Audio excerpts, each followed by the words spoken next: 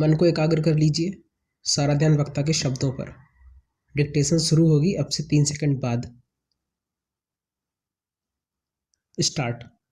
महोदय, मुझे इस संबंध में एक बात और कहनी है।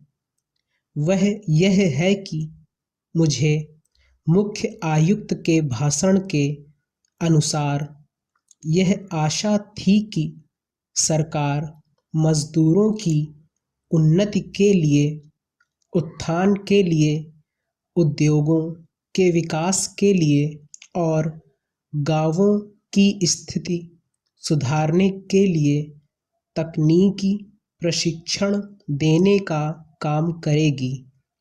लेकिन ऐसा ज्ञात होता है कि आर्थिक शक्ति सीमित होने के कारण इस ओर कार्यवाही करने की संभावना नहीं रही। फिर भी मुझे आशा ही नहीं अपितु पूर्ण विश्वास है कि भविष्य में हमारा मंत्रिमंडल इस ओर अवश्य अविलंब ध्यान देगा।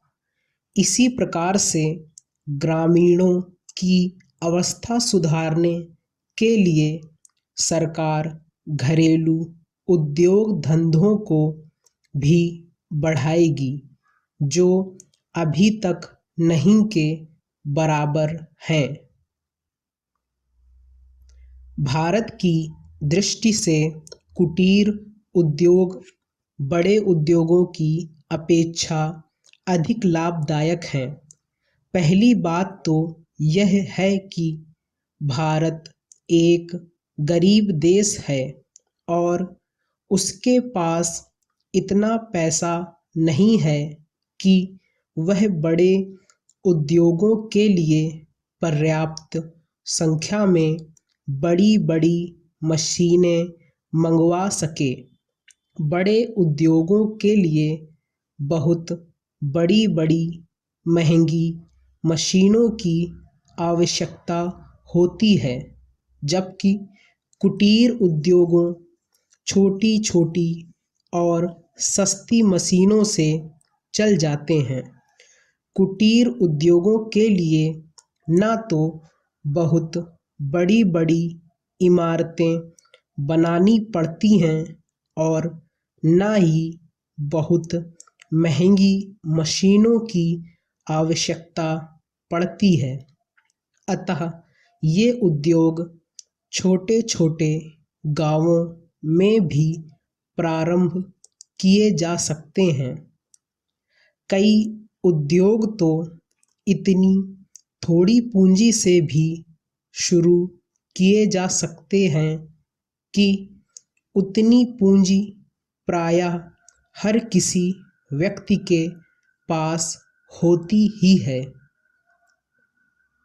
कुटीर उद्योगों में दूसरी बड़ी सुविधा यह है कि इनमें बहुत अधिक मजदूरों की आवश्यकता नहीं होती। एक परिवार के सदस्य ही उस उद्योग को चलाने के लिए पर्याप्त होते हैं। घर के सब सदस्य उस काम में हिस्सा बटा सकते हैं। बड़े उद्योग में प्रत्येक मजदूर को कोई विशेष कार्य सीखना होता है और उस काम में कुशलता प्राप्त करने में उसे काफ़ी समय लग जाता है। तीसरी चीज़ जो मैं आपके सामने रखना चाहूँगा वह यह है कि जो विचार और सुझाव आपके सामने प्रस्तुत किए गए हैं वे एक पवित्र, शुद्ध और जनता व प्रांत के हित को ध्यान में रखकर ही प्रस्तुत किए गए हैं और मुझे पूर्ण विश्वास है कि बिना किसी दलगत भावना के शिकार हुए आप उनकी जांच करेंगे और यदि वे जनहित की कसौटी पर खरे उतरे तो उन पर कार्रवाई करेंगे।